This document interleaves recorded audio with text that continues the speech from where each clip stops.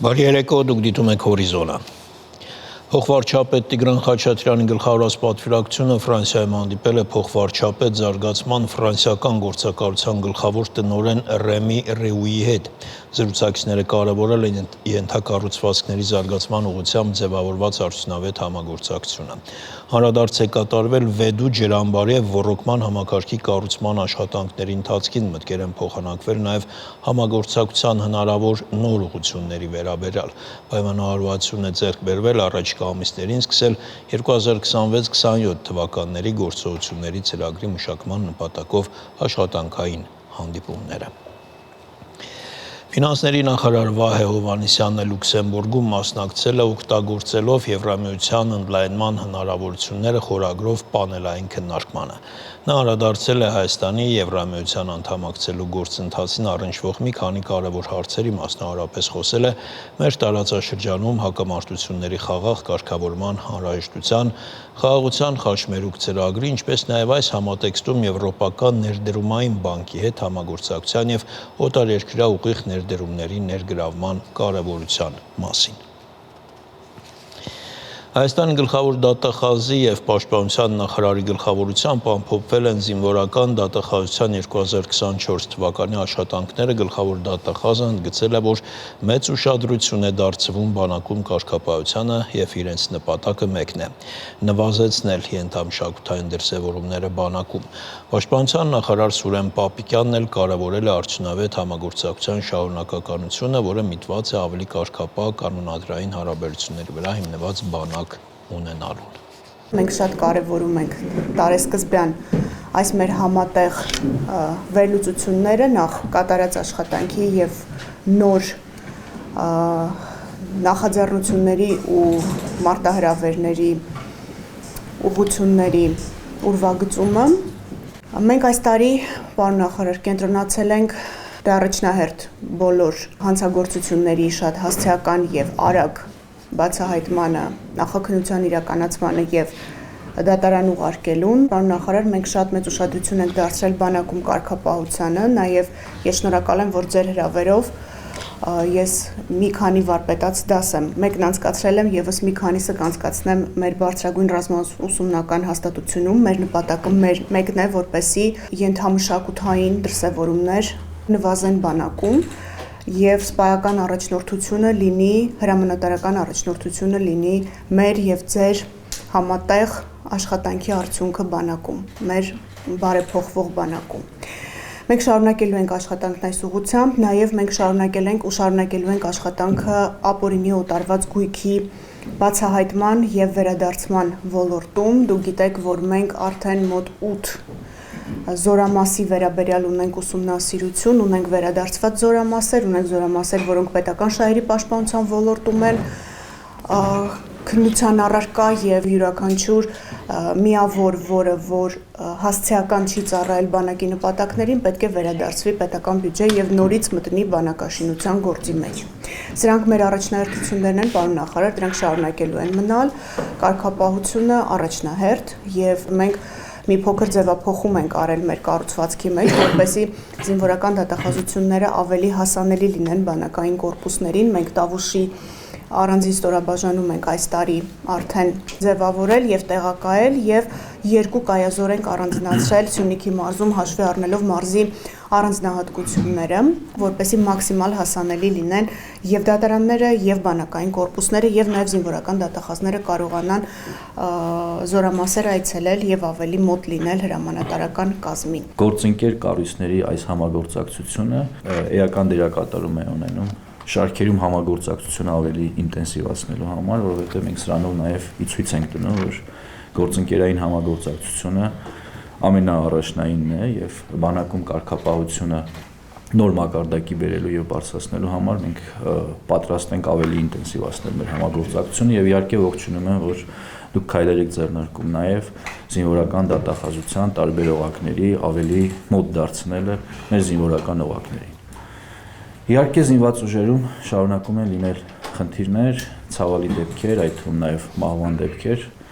եւ ինչպես նշվեց, այո, դրանց բացահայտումները շատ կարեւոր են ու էական է, որ վերջին տարիներին մենք չունենք չբացահայտված դեպքեր։ Բայց միևնույն ժամանակ շատ կարևոր է, որ մենք մեր աշխատանքով կարողանանք կանխել այդ դեպքերը եւ ես պիտի նշեմ, որ վերջին մի քանի ամիսների ընթացքում ռազմական ոստիկանության ակտիվ ներգործության պայմաններում բազմաթիվ դեպքեր են բացահայտվել եւ կանխվել, որը կարող է բերել ցավալի հետևանքների, բայց հետեւական աշխատանքը պիտի չդանդաղի եւ նաեւ մեծ դերակատարում ունեն հակահետախուզության գործընկերները, ովքեր մեզ համար երբեմն դեպքեր են բացահայտում, որ մեզ հասանելի չէ եւ գործընկեր կառույցների այս համագործակցությունը շատ մեծ նշանակություն ունի, որպեսզի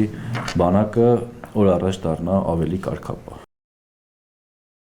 Պետնախագահ Էդուարդ Հակոբյանը շրջայց է կատարել Գյումրու ու Վանաձորի Մաքսային հսկողության գոտիներում, այցելել է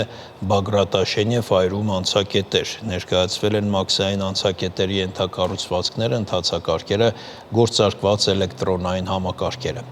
ՊԵԿ ղեկավարը եղել է նաև Գյումրի եւ Վանաձորի հարկվճարողների սպասարկման սրահներում, կարևորել է սպասարկման որակի բարձրացման ուղղությամբ տարվող աշխատանքները։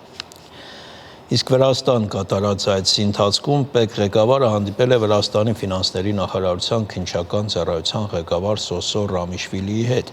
Էդուարդ Հակոբյանը եւ Ռամիշվիլին բարձր են գնահատել երկու երկրների միջև ֆինանսատնտեսական հանցագործությունների եւ ապրանքների անօրինական շրջանառության դեմ պայքարի շրջանակներում իրականացված աշխատանքը։ Կարևորվել է տեղեկատվության արագ փոխանակման նպատակով կողմերի միջև օպերատիվ հաղորդակցության ուղիների ստեղծումը, կրիպտոակտիվների վերահսկման, կիբերհանցագործությունների դեմ պայքարի ոլորտում մարտահրավերների վերհանման նպատակով կանոնավոր հանդիպումների կազմակերպումը։ Անդրադարձ է կատարվել ֆինանսական եւ առևտրային անօրինական գործարքների Հայաստանի եւ Վրաստանի տարածքներով բեռների անօրինական տեղափոխման կանխման նպատակով գործում քայլեր ձեռնարկելու անհրաժեշտությանը։ Ռուբեն Վարդանյանը Բաքվի բանտից ուղերձ է հղել։ Ընտանիքի միջոցով փոխանցած աուդիո ուղերձում Վարդանյանը անդրադարձել է արդար դատավարության իրավունքին։ Ռուբեն Վարդանյանը Բաքվի բանտից ուղերձ է հղել, անդրադառնալով արդար դատավարության իրավունքին։ Վարդանյանը նշել է, որ այն պետք է անցկացվի բաց եւ միջազգային վերահսկողությամբ։ Նա ասել է, որ հացադուլը պայմանավորված չէ իր վիճակով կամ մեկուսարանում իր պայմաններով, ինչպես անցած անգամ, երբ 20 օր շարունակ հացադուլի մեջ էր։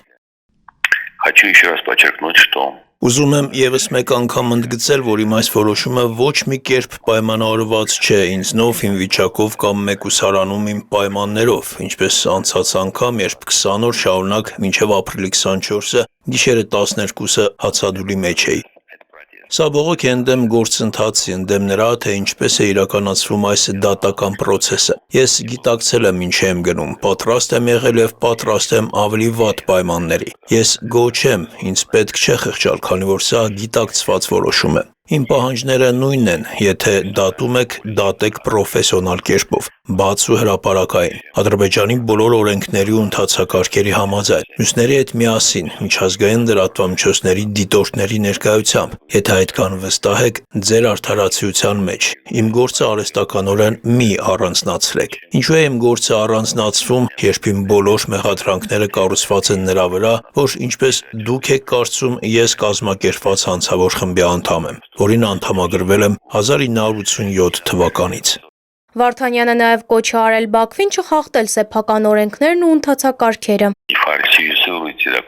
Մի կեղծեք փաստաթղթերը, մի նենգափոխեք արձանագրությունները, չէ որ դուք ամեն ինչ ունեք, իմ բոլոր գաջետները, իմ բոլոր փաստաթղթերը, դատը մի դարձրեք ձևական դատավարություն, իմիտացիա, շոու։ Եթե դատում եք, դատեք ճիշտ։ Դատում են ոչ թե ինձ ու մյուս 15 հոգուն, այլ բոլոր հայերին։ Ու եթե դուք դա չեք հասկանում, ուրեմն դա մեծ ողբերգություն է, քանի որ սա ողջ պատմության հակամարտության վերջը չէ, այլ ընդամենը հերթական փուլը՝ ի ափսոսանք բոլոր կողմերի։ Իր խոսքում Վարդանյանը նաև նշել է, որ լավատես է ու հավատում է, որ կհաղթահարենք բոլոր մարտահրավերները։ Ես լավատես եմ եւ հավատում եմ, որ չնայած այս ամենին հաղթահարելու ենք բոլոր մարտահրավերներն ու դժվարությունները եւ նորից ապրելու ենք մեր հայրենիքում, հարևանների հետ խաղաղությամբ, հարգելով միմյանց։ Հավատում եմ, որ կհաղթահարենք փոխադարձ թշնամանքն ու կուտակված ատելությունը, ինչպես դա ստացվել է որոշ ժողովուրդների մոտ։ Բայց եթե մենք ուզում ենք դա իսկապես անել, մեզ պետք է իրական երկարաժամկետ խաղաղություն, ոչ թե թղթի վրա ստորագրված, այլ կյանքի կոչված։ Արցախի նախկին պետնախարարը շնորհակալություն է հայտնել իրեն աջակցելու այնտեղ կատարվողի նկատմամբ անտարբեր չլինելու համար։ Լյոխ լավա լինելու, ուղերձն այսպես է եզրափակել Վարդանյանը։ Շանթ հեռուստաընկերություն, Հորիզոն։ 2016 թվականի Ավրորա մրցանակաբաշխության եզրափակչի մասնակից պակիստանցի հայտնի իրավապաշտպան Սաիդա Ղուլամ Ֆաթիման հայտարարել է, որ մտադիր է մեկնել Բաքու, անձամբ ներկա գտնվելու Լեռնային Ղարաբաղի նախկին պետնախարար Ռուբեն Վարդանյանի դատավարությանը։ Armenpress-ի հաղորդմամբ հայտարարությունը տարածվել է Free Armenian Prisoners X-ի միկրոբլոգում։ Հեշտ է դատապարտել անարդարությունը հեռվից, բայց իրական փոփոխությունը գործողություն է պահանջում։ Հա թե ինչու ես որոշեցի մեկնել Բաքու, ներկա գտնվելու Ռուբեն Վարդանյանի դատավարությանը։ Խնդրում եմ միացեք ինձ համերաշխության դրսևորման մեջ, եթե կարող եք, գրել է Ֆաթիման։ Եվրամիության արտաքին քաղաքականության եւ անվտանգության հարցերով բարձր ներկայացուցիչ Կայա Կալասին նամակ եղել Եվրոպական խորհրդարանում Լյուքսեմբուրգը ներկայացնող падգամավոր Ֆերնանդ Կարթեյզերը։ Եվրախորհրդարանականը իր նամակում ընդգծել է, որ Վարդանյանի կալանավորման եւ դատավարության հետ կապված խնդիրները չեն համապատասխանում միջազգային դատաիրավական չափանիշներին։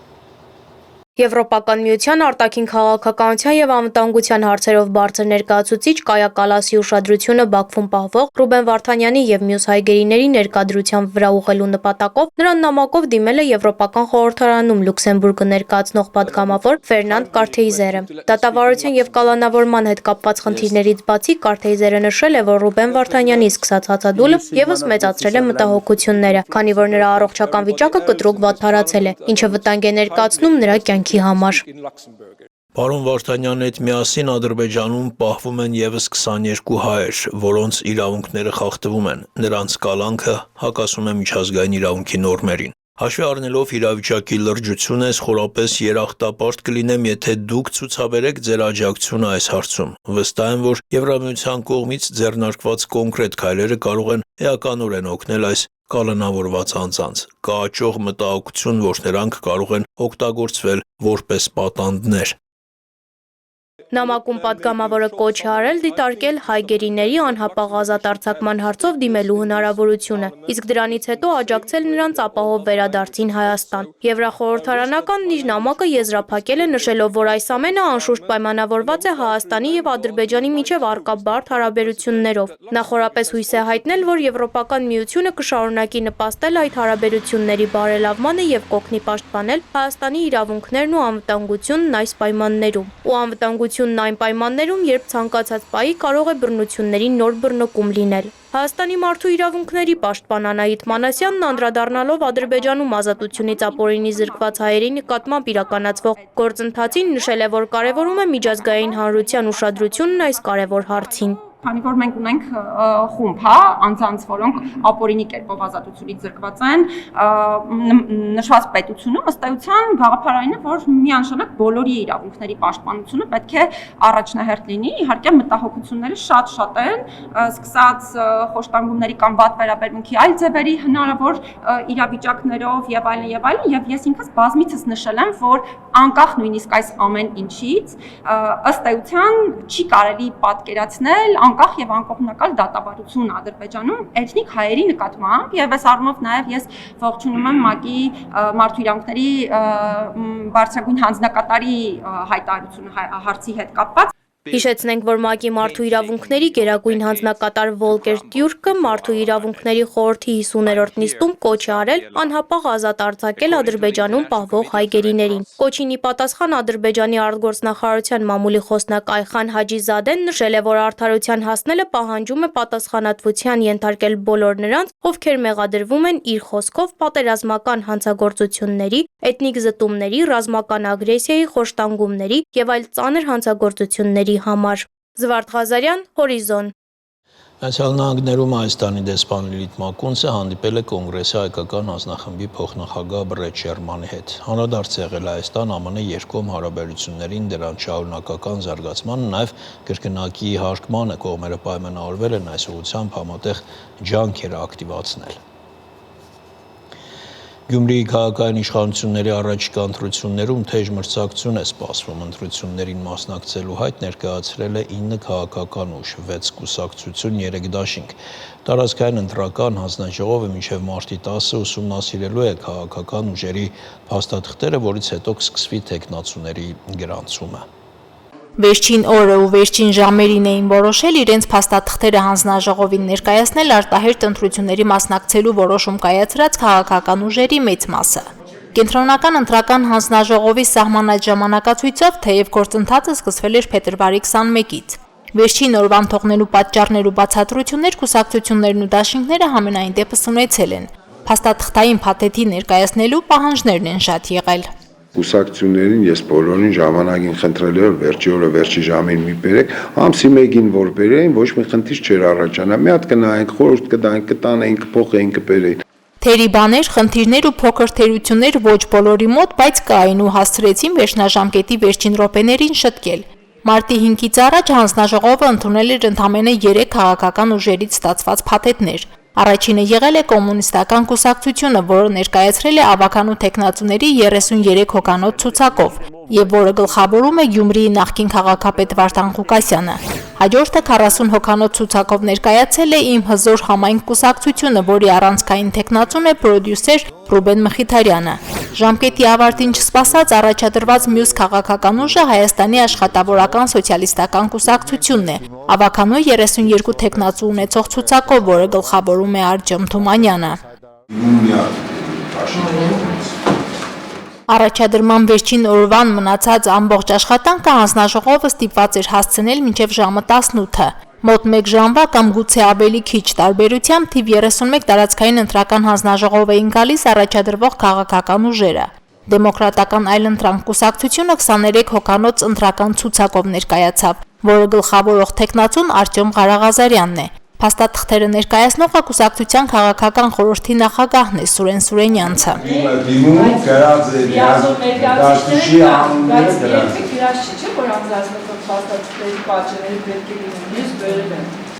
Ապրելու երկիր կուսակցությունը Գյումրիի ավականու արտահերթ ընտրությունների է գնում 30 հոգանոց ցուցակով։ Այն գլխավորում է Գյումրիի նախկին ավականու անդամ Կարեն Մալխասյանը։ Հայրենիք եւ Միացյալ Հայաստան կուսակցություններից ստեղծված մեր քաղաքը դաշինքը ներկայացավ ավականու թեկնածուների 34 հոգանոց ցուցակով, որը գլխավորում է ազգային ժողովի падգամավոր Մարտուն Գրիգորյանը։ Դաշինքի փաստաթղթերը հանձնաժողովին ներկայացրեցին նախկին ավականու, հանրապետական եւ Զարթոն խմբակցությունների նախկին անդամները։ Մի բան էլ հարցնեմ, ձեր լիազոր ներկայացուցիչները ձեր ընդրական ցուցակում կա, թե ցուցակից դուրս մարդիկ են։ Կա, որ կա, մի հոգի։ Ոտից հերով թե լինա։ Առաջին անգամ Իմ պայքար, իմ հայրենիք եւ ինտելեկտուալ Հայաստան կուսակցությունների ձևավորված Մայր Հայաստան դաշինքի ընտրական ցուցակը գլխավորում է գործարար Կարեն Սիմոնյանը։ Դաշինքի ցուցակում 57 ավականու թեկնածուի անուն ազգանուն կա։ Թեկնածուների առավելագույն թվով 99 հոգանոց ցուցակով այդ պահին ներկայացավ նաեւ քաղաքացիական պայմանագիր կուսակցությունը։ Փաստաթղթերի փաթեթը ցուցակը գլխավորող թեկնածուն հանձնեց Գյումրիի քաղաքապետի պաշտոնակատար Սարիկ Մինասյանը։ Այն կողմը ձեր ցուցակը գնայինք, այս կողմը պարոն շատ երկար չսպասենք, ժողովուրդ ջան։ Ընտրությունների մասնակցության հայտ ներկայացնող եւս մեկ նոր ձևավորված դաշինքի առանցքային թեկնածուն ժուրնալիստների ասպարեզ ակումբի խորհրդի նախագահ Լևոն Բարսեղյանն է։ 3 արևմտամետ ուժերի միավորումից ձևավորված Եվրադաշինքի ընտրական ցուցակում ավականու թեկնածուները 25-ն են։ Այսպիսով, ավականու արտահերթ ընտրություններում պայքարի հավակնորդ են դառնալու 6 կուսակցություն եւ 3 դաշինք, ընդհանուրը 9 քաղաքական ուժ։ Բոլորի հայտերը հանձնաժողովն ընդունեց առանց բովանդակային ուսումնասիրության, թեև ներկայացված ցուցակներում հայտնաբերվեցին այնպիսի անճշտություններ, որոնք այդ պահին եւ հրատապ շտկվեցին։ Ժամկետի ավարտից հետո ցուցակների հետ ոչ մի մանիպուլյացիա անել հնարավոր չի։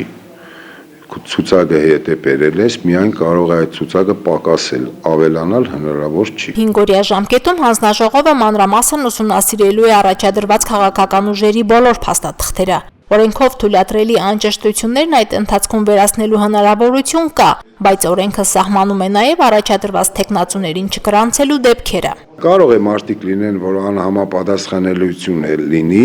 ասենք այն պաշտոնին աշխատում, որ անհամատեղելի է, չեն կարող առաջադրվել, օրինակ ուժային կառույցների, ասենք ոստիկանություն, քննչական, ինչ ասեմ, բարեկային ծառայություն, դատախազություն, ազգային անվտանգություն, այն, այդ աշխատակիցները իրավունք չունեն տեխնացու որպես առաջադրվեն, եթե այդպիսի բան եղավ, իրենց կհանենք ցուցակից։ Մարտի 10-ին մինչև ժամը 18-ը հանձնաժողովը պետք է ավարտած լինի փաստաթղթերի ուսումնասիրումը եւ նույն օրը կատարելու է առաջադրված թեկնածուների գրանցումը։ Գրանցումից հետո վիճակահանությամբ պարզ կդառնա, թե մարտի 30-ին քաղաքական որ ուժը որ համարի տակ է հանդես գալու քվեաթերթիկում։ Վիճակահանությունը որտեղ է լինելու կենտրոնական ընտրական հանձնաժողովում, թե թիվ 31 ընտրատարածքայինում կհստակեցվի գրանցումից հետո։ Մարինե Տերբենյան, Արտյոմ Խաչատրյան, Հորիզոն։ Հորիզոնի այս թողարկումը ավարտվեց, կվերադառնանք մի քանի րոպեից։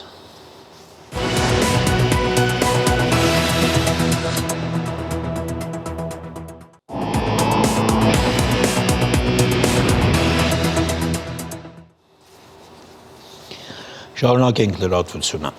Ռուսաստանի փոխարտգործնախարար Ալեքսանդր Պանկինը հայտարարել է, որ Հայաստանը կարող է ՀԱՊԿ անդամավճարների գծով պարտքեր ունենալ եւ 2 տարի չվճարել։ Սա արտառոց բան չէ, ՀԱՊԿ ցանկացած անդամ կարող է պարտքեր կուտակել։ Եղել են դեպքեր, երբ մյուս երկրները նույնպես պարտքեր են ունեցել, նշել է Պանկինը, միաժամանակ ավելացնելով, որ եթե Հայաստանը մինչև 2025 թվականի վերջը չկատարի ՀԱՊԿ բյուջե վճարումը, ապա կազմակերպության անդամ երկրները կարող են տարբեր սցենարներ դիտարկել, բայց հավանաբար ոչ մեկին դուրս չեն մղի, նշել է Պանկինը։ Միջազգային մյուս լուրերը տեսաշարով։ Այսօր առավոտյան ռուսական զորքերը հրթիռներով եւ ԱԹՍ-ներով զանգվածային հարձակում են գործել Ուկրաինայի էներգետիկ եւ գազային ենթակառուցվածքների վրա։ Այս մասին հայտնել է Ուկրաինայի էներգետիկայի նախարարության ղեկավար Գերման Գալուշչենկոն։ Ձեռնարկվում են բոլոր անհրաժեշտ միջոցները էներգիայի եւ գազի մատակարարումը կայունացնելու համար, գրել է Գալուշչենկոն Facebook-ում։ Ըստ Ուկրաինայի ռազմաօդային ուժերի հրամանատարության Ռուսաստանի Դաշնությունը կիրառել է կալիբր հրթիռներ Tu-95 ռմբակոծիչներ։ Խարկովի Կիևսկի շրջանի ենթակառուցվածքային օբյեկտներից մեկում հարձակման հետևանքով տուժել է առնվազն 5 մարդ, իր հերթին հայտնել է Խարկովի քաղաքապետ Իգոր Տերեխովը։ Հարվածը հասցվել է քաղաքացիական ենթակառուցվածքի օբյեկտին։ Շենքի փլատակներից դուրս է բերվել մի կին, նա ողջ է եւ այժմ բժիշկների կողմից հետազոտվում է։ Որոնողափրկարարական աշխատանքները շարունակվում են։ Դեպքի վայրում հրդեհ է, վնասվել է նաեւ հարակից բնակելի շենքը։ Բոլոր բնակիչները տարհանվում են, գրել է նա Տելեգրամում։ Եվրամիության առաջնորդները Բրյուսելում կայացած գագաթնաժողովում համաձայնության են եկել Եվրոպան ռազմականացնելու 800 միլիարդ եվրոյի ծրագրի շուրջ։ Ծրագիրն առաջարկվել է Եվրոպական հանձնաժողովի կողմից, հայտնել է France Press գործակալությունը։ Եվրամիության առաջնորդները հավանություն են տվել պաշտպանությունը ուժեղացնելու Եվրահանձնաժողովի ծրագրին, ասվում է հայտարարության մեջ։ Եվրահանձնաժողովի Եվրոպայի վերազինման ծրագիրը նախատեսում է ներդրումներ Ուկրաինայի ռազմաարդյունաբերական համալիրում, ավելի վաղ հայտարարել էր Եվրահանձնաժողովի նախագահ Ուրսուլա ֆոն դեր Լայենը։ Նա առաջարկել էր 4 տարվա ընթացքում եվրոպական պետությունների բյուջեներից հավաքել 800 միլիարդ եվրո Եվրոպան վերազինելու ծրագրի ֆինանսավորման համար։ Ֆրանսիայի նախագահ Էմանուել Մակրոնը հայտարարել է, որ պատրաստ է Ռուսաստանի Դաշնության նախագահ Վլադիմիր Պուտինի հետ երկխոսության։ Ես պատրաստ եմ խոսել նախագահ Պուտինի հետ, երբ ես, Զելինսկին եւ մեր եվրոպացի գործընկերները համարենք, որ դրա համար հարմար պահ է եկել, ասել է Մակրոնը։ Վերջին անգամ Ֆրանսիայի եւ Ռուսաստանի նախագահները հեռախոսով զրուցել են 2022 թվականի սեպտեմբերին։ Մակրոնը չի բացառել, որ եվրոպական երկրների իշխանությունները կարող են վերսկսել երկխոսությունը Ռուսաստանի Դաշնության նախագահի հետ։ Ռուսաստանի արտգործնախարար Սերգեյ Լավրովն էլ իր հերթին ասել է, որ ոչ ոք չի արգելում Ֆրանսիայի նախագահին զանգահարել Պուտինին եւ Մոսկվան բաց է շփումների համար։ Հաջորդ շաբաթ նախատեսվում է ամերիկյան եւ ուկրաինական պատվիրակությունների հանդիպումը Սաուդյան Արաբիայում։ Դեռևս կան հակասություններ հանդիպման ամսաթվի եւ վայրի հետ կապված։ Տարբեր աղբյուրներ նշում են տարբեր քաղաքներ եւ ամսաթվեր՝ Ռիադում կամ Ջիդայում մարտի 11-ին եւ 12-ին։ Ուկրաինայի նախագահը սոցցանցերում գրել է, որ երկուշաբթի կայցելի Սաուդյան Արաբիա, որտեղ կհանդիպի գահաժառանգ արքայազն Մոհամմեդ բեն Սալմանի հետ։ Այնուհետև իր թիմը կմնա Սաուդյան Արաբիայում ամերիկացի գործընկերների հետ աշխատելու համար, հավելել է Վլադիմիր Զելենսկին։ Ուկրաինական պատվիրակությունը կգլխավորի նախագահական գրասենյակի ղեկավար Անդրեյ Երմակը, ինչպես նաև կարող է լինել պաշտպանության նախարար Ռուստեմ Ումերովը, հայտնել է France Press գործակալության աղբյուրը։ Starship տիեզերանավի նախատիպի 8-րդ փորձնական արձակումը, որը նախատեսված էր դեպի երկրի ցածր ուղեցիր թռիչքների եւ դեպի լուսին անձնակազմով թռիչքների համար, ավարտվել է անհաջողությամբ։ Այն պայթել է մեկնարկից անմիջապես հետո։ Դատելով հեռարձակված տեսանյութից, տիեզերանավը պայթել է մոտ 150 կմ բարձրության վրա մեկնարկից մոտավորապես 10 րոպե անց։ Մեկնարկային հրթիռից բաժանվելուց կարճ ժամանակ անց նավը սկսել է քաոսային պտտվել, որից հետո հաղորդակցությունն ընդհատվել է։ Միաժամանակ Super Heavy հրթիռային սարքը բարեհաջող վայրեջք է կատարել ԱՄՆ Տեխաս նահանգի Starbase արձակման վայրում։ SpaceX-ը հայտարարել է, որ կվերլուծի վերջին արձակումը, որպեսզի հասկանա վթարի պատճառը։ Ընկերությունը նաև հայտնել է, որ պայթյունը տեղի ունեցել մի քանի շարժիչների կորստից հետո։ SpaceX-ի հիմնադիր Իլոն Մասկը դեռ չի մեկնաբանել փորձարկումը։ Ֆլորիդայի 4 օդանավակայաններ ժամանակավորապես դադարեցրել են աշխատանքը Starship տիեզերանավի բեկորների ընկնելու սպառնալիքի պատճառով։ Ալա Ղալաչյան, Հորիզոն։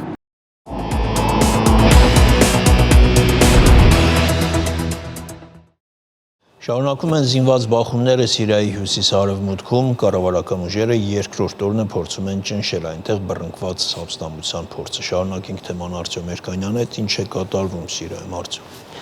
Ապստամբությունը նախաձեռնել են Ասադի կողմնակիցները, Ալևի համայնքը ներկայացնող զինվորականներ են, հիշեցնեմ, զինված ուժերի էլիտան Սիրիայում Ասադի օրոք միշտ ալևիներից է բաղկացած եղել եւ ամենաշատը հենց այս համայնքն է տուժել թուրքամետ ուժերի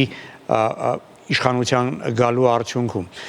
Եվ ահա ալևիների այդ զինված խմբերը սպանել էին 3-ի առաջին օրը 13 ոստիկանի եւ հատուկ ծառայության աշխատակցի, ինչից արդեն հետևեցին ավելի ակտիվ բախումները։ Եվ այդ ալիքը ճնշելու համար Դամասկոսից Լատակիայի եւ հարևան շրջաններ իշխանությունները ուղարկել են ավելի քան 15000 զինվորական։ Երեկ եւ այսօր լուրջ մարտեր են տեղի ունեցել երկրի հյուսիս-արևելյան հատվածի մի շարք քաղաքներում եւ արվարձաններում։ Եվ տեղեկություններ կան այն մասին, որ կառավարամետ ուժերը մտնելով քաղաքներ եւ բնակավայրեր սպանում են նաեւ խաղաղ բնակիչների, ովքեր աջակցում են Ասադին եւ ալևիների համայնքին են պատկանում։ Երկու կողմերից զոհվածների թիվը 100-ի է մոտենում։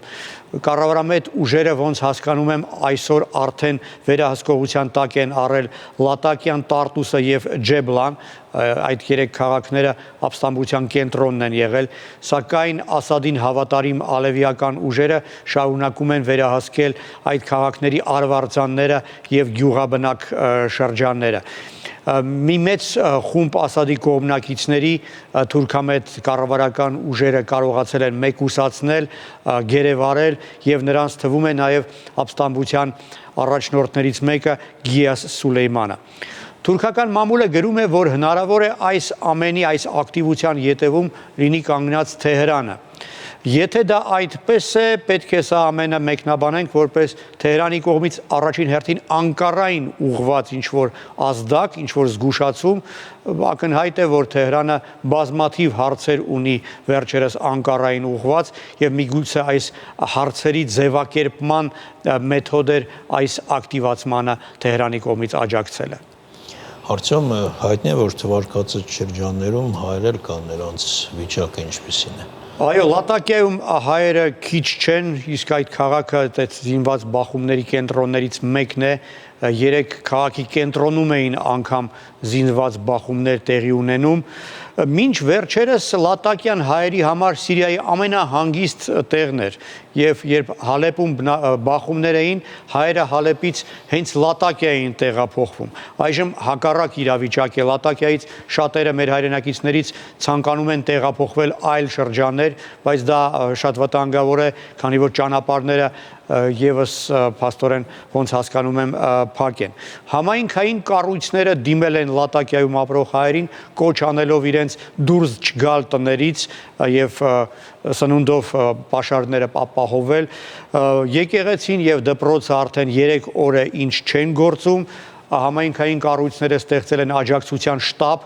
որում կան բժիշկներ եւ կամավորներ, անհրաժեշտության դեպքում մեր հայրենակիցները կապ են պահպանում, կապ են հաստատում այդ շտաբի մեր հայրենակիցների հետ։ Կառավարամետ ուժերն են վերահսկում քաղաքը, բայց Լատակիայի հայերը շատ լավ գիտեն, որ իրականում դա հենց այն թուրքամետ զինյալ խմբավորումների ներկայացուցիչներն էին, ովքեր 14 թվականի մարտին գրավել էին Քեսաբը եւ այնտեղ հայերի ջարդ էին իրականացրել։ Ջեփհատ Ասնուստրա խմբավորումը Քեսաբում 7 հայեր սպանել, մի քանի տասնյակ հայերին պատկանող տներ եւ խանութներ էր ոչնչացրել, եկեղեցիներ վնասել, համայնքային կենտրոններ հրկիզել։ Այսինքն հայերը հիշում են այդ մարդկանց, այդ կազմակերպությանը եւ ոչ մի լավ բան այդ մարդկանցից իհարկե չեն սպասում։ Այսօր ցերեկը տեղեկություն եկավ առայժմ չստուգված այն մասին, որ Թուրքիայի սահմանը հատել են մի քանի 100 ռազմական զինվորական մեքենա եւ Թուրքիան զորք է մտցնում նաեւ Հալեպի եւ Իդլիբի նահանգ։ Եթե այս տեղեկությունը հաստատվի, կարծում եմ հայերի մոտ դա նույնպես հազիվ թե լավատեսություն առաջացնի։ Արդյոք իսկ Սիրիայի մյուս շրջաններում համեմատաբար կայուն է։ Տարբեր շրջաններում տարբերպես ակտիվություն է, բռնկումներ են տեղի ունենում, հյուսիսում նույնպես ուր քրդեր են ապրում, իդեպ ալևիները դիմել են քրդերին եւ դրուզերին աջակցություն ակնկալելով, այդ թվում նաեւ զինված աջակցություն, բայց իհարկե ամեն համայնք իր մասին է մտածում այն բանից հետո, երբ քրդական ջոկատներից մի քանիսը հրաժարվեցին կատարել Աբդուլլա Օջալանի կոչը եւ զենքը վայր չդրեցին, թուրքական ուժերը սկսեցին նոր արշավ քրդերի դեմ։ Արդեն մի քանի օր է ինչ թուրքական ռազմաօդային ուժերի ինքնաթիռները հարված են հասցնում քրդերի հանգրվանների ուղղությամբ։ Վերջին շաբաթների ընթացքում 26 քուրդ է սպանվել թուրք զինվորականների կողմից։ Իր հերթին Իսրայելն է շարունակում հարված հասցնել արդեն երկրի հարավ արևմտյան շրջանում։ Իսրայելի պաշտպանության նախարարը ասել է, որ եթե դրուզների համայնքը աջակցության կարիք ունենա, Իսրայելը այդ կարիքը իրենց կցուցաբերի։ Այսինքն արդեն մի քանի օր է, ինչ Սիրիայի տարբեր շրջաններում է բավական լուրջ լարվածություն, ինչը վկայում է այն մասին, որ թուրքական սցենարը կարծես թե չի գործում։ Շնորհակալություն Արցախ։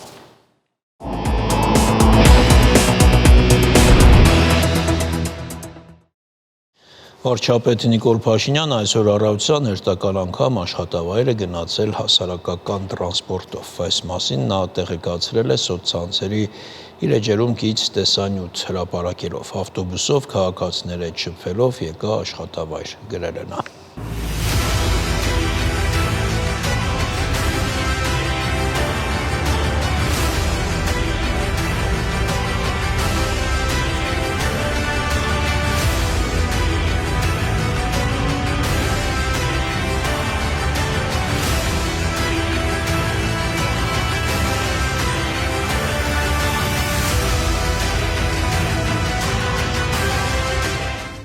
Հորիզոնում այսօր այսքանը, բարի գիշեր։